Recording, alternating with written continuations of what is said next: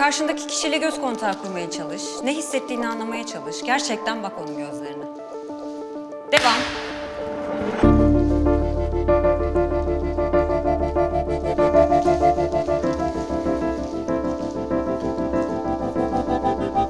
Yanınızdan geçen kişiyi görmeye çalışın. Kim geçti yanınızdan? Göz kontağını kaçırmayın.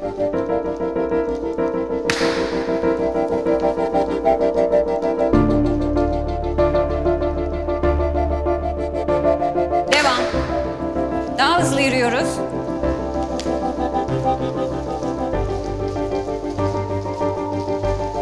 Göz kontağını kaçırmamaya çalışın.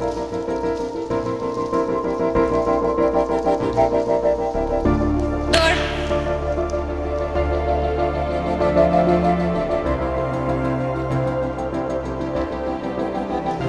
Şimdi bir su olduğunuzu hayal etmenizi istiyorum.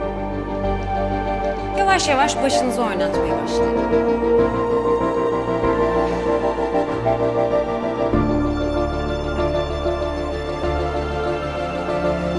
Şimdi omuzlarınızı da devreye sokun.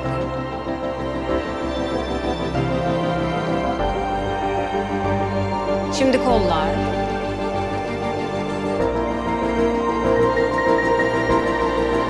Şimdi bütün üst gövde.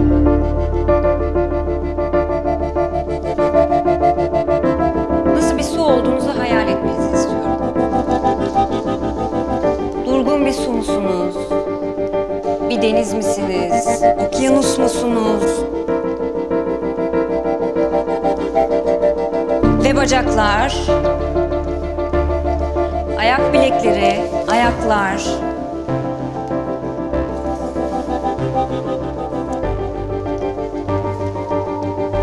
Birbirinizi dinlemeye çalışın.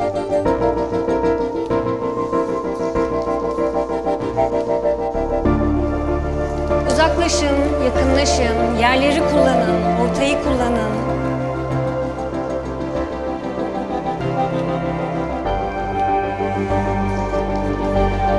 Nasıl bir ilişkiniz var?